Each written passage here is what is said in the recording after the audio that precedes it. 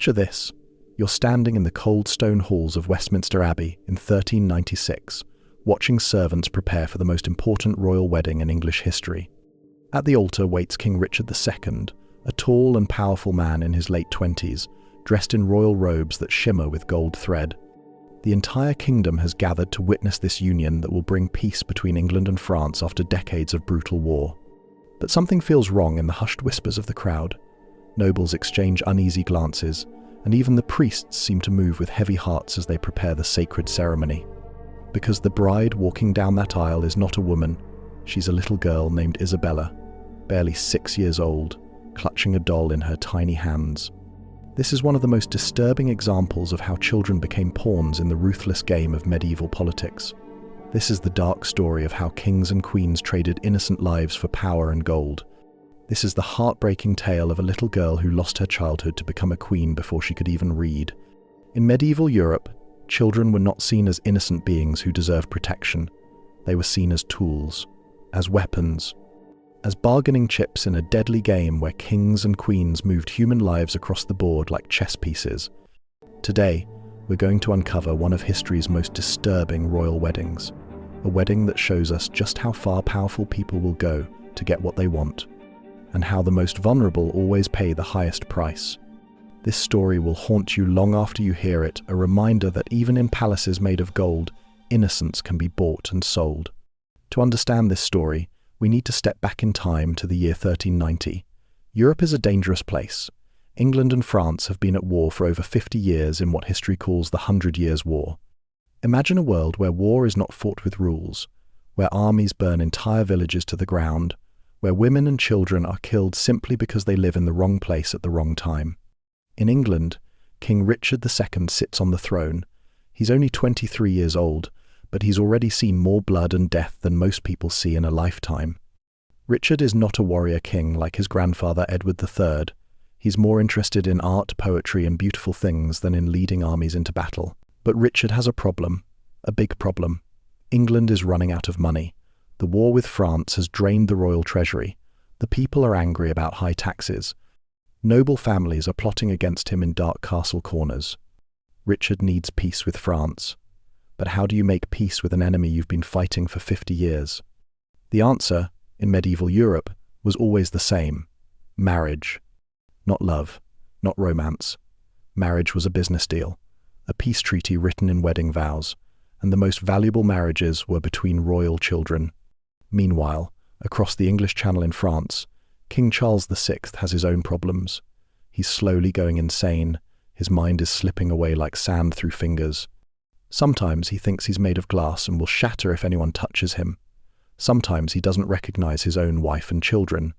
But Charles has something Richard needs: a daughter, Princess Isabella of France. Born in 1389, she's barely walking when the marriage talks begin. Yes, you heard that right. When Isabella is just 1 year old, grown men in expensive robes are already planning her wedding. In 1395, when Isabella is 6 years old, the marriage negotiations reach their final stage. French ambassadors arrive in London with a proposal that will change two kingdoms forever. The terms are simple and horrifying. King Richard II of England will marry Princess Isabella of France. England and France will have peace for 28 years. Isabella's dowry will be 800,000 gold crowns. The wedding will happen immediately. Richard is 28 years old. Isabella is 6. When the English nobles hear this proposal, the room falls silent. Even in an age where child marriages are common among royalty, this seems extreme. The age gap is enormous. Isabella can barely write her own name. But Richard doesn't hesitate. He needs that French gold. He needs that peace treaty. He needs to secure his throne. "I accept," he says. With those two words, a little girl's childhood ends forever. Not everyone in England is happy about this marriage. Even by medieval standards, many people think this wedding is wrong. The Archbishop of Canterbury, the most powerful religious leader in England, speaks out against it. A child should not be bound by vows she cannot understand, he argues. Some English nobles worry about the practical problems. What if Isabella dies before she reaches adulthood? What if she never has children? What if the French use this marriage to gain too much influence over England? But the strongest opposition comes from an unexpected source, Richard's own first wife. Richard had been married before, to Anne of Bohemia. Anne was his age, his partner, his best friend. When Anne died in 1394, Richard was heartbroken. He ordered that the palace where she died be torn down because he couldn't bear to look at it. Now, just 1 year later, Richard is preparing to marry a child. Some of Richard's closest friends beg him to reconsider. Find an adult princess, they say. Wait for Isabella to grow up. Find another way to make peace with France. But Richard has made up his mind. He's desperate. His kingdom is falling apart. His nobles are plotting against him. He needs French support, and he needs it now. The marriage will proceed, Richard announces. In September 1396, little Princess Isabella begins the most important journey of her life. She's leaving France forever. She's leaving her mother, her father, her toys, her friends. She's leaving everything a 6-year-old child should have. Isabella travels with a massive escort of French nobles and English ambassadors. They treat her like a precious piece of cargo. She has the finest clothes, the most comfortable carriages, the best food. But she's still just a scared little girl who wants to go home. The journey from Paris to London takes 2 weeks. For Isabella, it must feel like forever. She doesn't understand why she can't stay with her mother. She doesn't understand why strange men keep bowing to her and calling her, "Your Majesty." She asks her servants, "When can I go home?" They don't know how to answer. Because the truth is too horrible for a 6-year-old to understand. She's never going home again. When Isabella's ship crosses the English Channel, she gets seasick and cries for her mother. When she sees the white cliffs of Dover, she asks if that's where she'll live now. "No, princess," her guardians tell her. "You're going to live in a palace. You're going to be a queen." But Isabella doesn't want to be a queen. She wants to be a little girl. To understand why this marriage is so disturbing, we need to know about Anne of Bohemia, Richard's first wife. Anne was everything Isabella is not: a grown woman, an intellectual equal, a true partner. Richard and Anne were married when they were both teenagers, but they grew up together. They shared the same interests. They both loved art, music, and poetry. They both preferred books to battles. When Anne died in 1394, at age 28, Richard went mad with grief. He ordered that anyone who was late to her funeral would be executed. He destroyed the palace where she died. He wore black for months. Richard and Anne never had children together, which was always a source of sadness for them. Now, Richard is marrying a child who won't be able to have children for at least 10 more years. The English court can't help but compare Isabella to Anne. Where Anne was wise and mature, Isabella plays with dolls. Where Anne could discuss politics and philosophy, Isabella can barely read. Where Anne was Richard's emotional support, Isabella needs someone to tuck her into bed at night. This comparison makes everyone uncomfortable. Even Richard seems to realize that he's trying to replace a woman with a child, but he's too desperate to stop now. The ghost of Anne haunts this new marriage before it even begins. The 31st of October, 1396, Halloween, a fitting date for what many consider a horrifying spectacle. Westminster Abbey has been decorated with the finest silks and gold that England can afford. Nobles from across Europe have gathered to witness this historic union. But despite all the pageantry, something feels deeply wrong. Isabella walks down the aisle in a dress that's too big for her tiny frame. The crown on her head is so heavy that servants have to help her balance. She looks more like a child playing dress-up than a bride.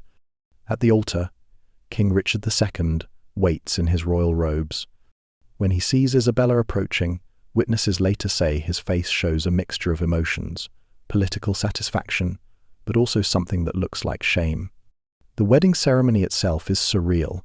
When the priest asks Isabella if she takes Richard as her husband, she has to be coached on what to say. Her voice is so small that people in the back of the abbey can't hear her response. When it comes time for the traditional wedding kiss, Richard hesitates. The age difference is so stark that even this ceremonial gesture feels inappropriate. Finally, he leans down and gives her a brief kiss on the forehead, like a father kissing his daughter goodnight. The wedding feast that follows is equally strange. Isabella sits at the head table next to her new husband, but she can barely reach the table. She falls asleep during the third course, and servants have to carry her away to bed. Meanwhile, the adults continue celebrating. They toast to peace between England and France. They toast to the future of both kingdoms. They toast to everything except the happiness of the 6-year-old girl who just became queen. Richard tries to act like a celebrating groom, but witnesses say he drinks too much wine and keeps staring off into the distance, as if he's thinking about someone who isn't there, someone who will never be there again. After the wedding, the real challenges begin. Richard and Isabella are now husband and wife, but what does that actually mean when one spouse is 28 and the other is 6? Isabella lives in the royal palace, but she's essentially raised by servants and tutors. She has her own apartments, her own staff, her own schedule that revolves around lessons and playtime rather than royal duties. Richard rarely spends time with his child bride. When he does visit her, it's awkward for everyone involved. What do you talk about with a 6-year-old when you're the King of England dealing with rebellions, wars, and political crises? Isabella asks innocent questions that reveal how little she understands her situation. When will I see my mother again? Why do people call me queen when I don't know how to be one? Are you my father now or my husband? Richard doesn't know how to answer these questions. He begins to avoid Isabella altogether, which only makes her more confused and lonely. The English nobles watch this strange arrangement with growing discomfort. They begin to whisper that their king has made a terrible mistake, not just politically, but morally. Meanwhile, the promised peace with France is already showing cracks. French and English soldiers are still fighting in small conflicts along the borders. The marriage that was supposed to solve everything is solving nothing. As 1,397 and 1,398 pass, Richard's political enemies begin using his marriage to Isabella as a weapon against him. They spread rumours throughout England that their king is unfit to rule because he married a child. Henry Bolingbroke, Richard's cousin and greatest rival, speaks openly about the shameful marriage that has brought dishonour to the crown of England. The English people, already angry about high taxes and poor leadership, add Richard's marriage to their list of complaints. Street ballads mock the king, who takes a child as wife while the kingdom burns. Even worse for Richard, the marriage isn't delivering the political benefits he expected. The French dowry money runs out quickly. The promised military support from France never materializes in any meaningful way, and English nobles continue to plot against him. Isabella, now 7 years old, remains largely unaware of the political storm swirling around her. She's learned to read and write, but she still plays with dolls and asks her servants to tell her bedtime stories. She's a child living in an adult world that she doesn't understand. Richard, meanwhile, is becoming increasingly paranoid and unstable. He begins executing nobles who oppose him. He confiscates property from wealthy families. He acts more like a tyrant than a king. The kingdom that Richard thought he was saving through his marriage to Isabella is actually falling apart faster than ever. In 1399, just 3 years after his wedding to Isabella, Richard's worst fears come true. Henry Bolingbroke returns to England with an army and declares himself the rightful king. Richard's support collapses almost immediately. The nobles who attended his wedding to Isabella now abandon him.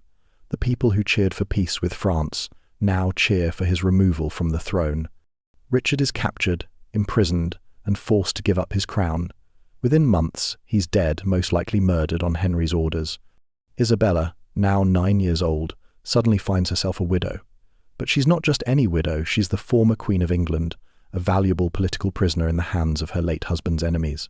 The little girl who was supposed to bring peace between England and France instead becomes a symbol of Richard's failed reign. Henry IV, the new king, doesn't know what to do with her.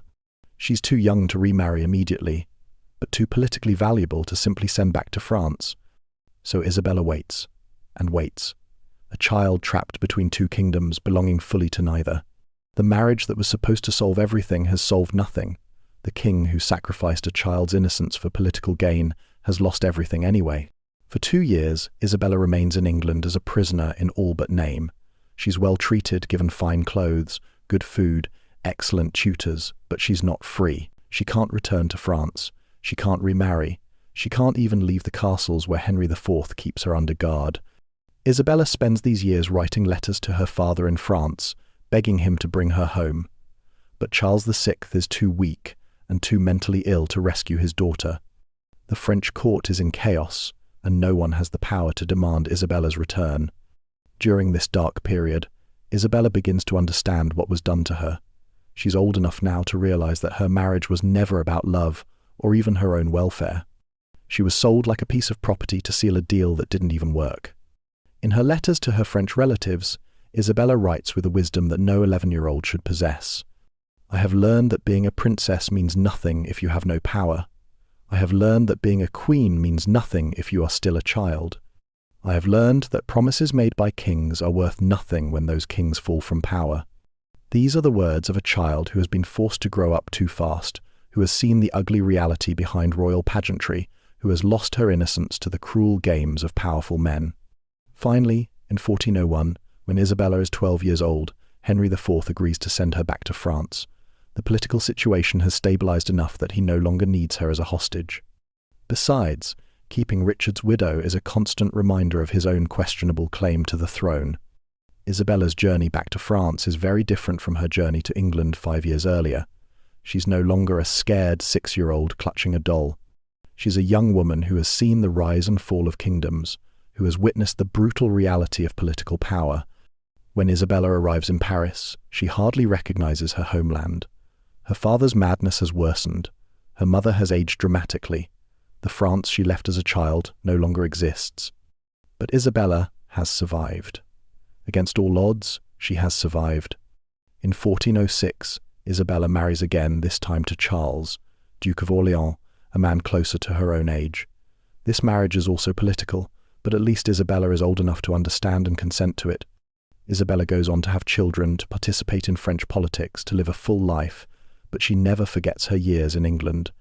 She never forgets what it felt like to be a 6-year-old bride in a world that saw her only as a tool. She dies in 1409 at the young age of 20, possibly in childbirth.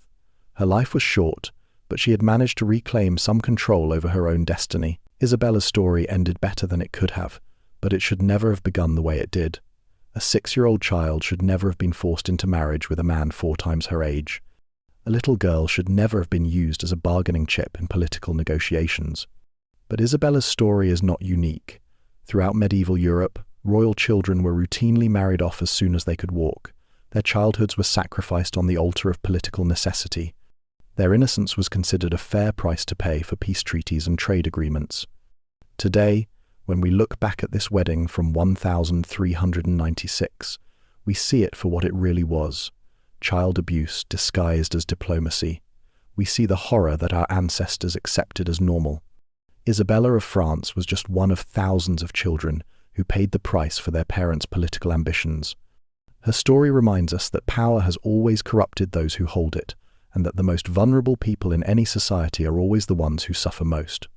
The next time you hear someone talk about the good old days or romanticize medieval times, remember Isabella. Remember the 6-year-old girl who walked down the aisle at Westminster Abbey with a doll in her hands and terror in her heart. Remember that progress is not just about technology or science. Progress is also about recognizing the humanity and dignity of every person, especially children. Isabella's story is over, but the lessons it teaches us are eternal. Power without conscience is tyranny. Politics without morality is barbarity. And any society that sacrifices its children for the ambitions of adults has lost its way. That's the dark truth behind the most disturbing royal wedding in English history. That's the story of the 6-year-old queen who should never have been,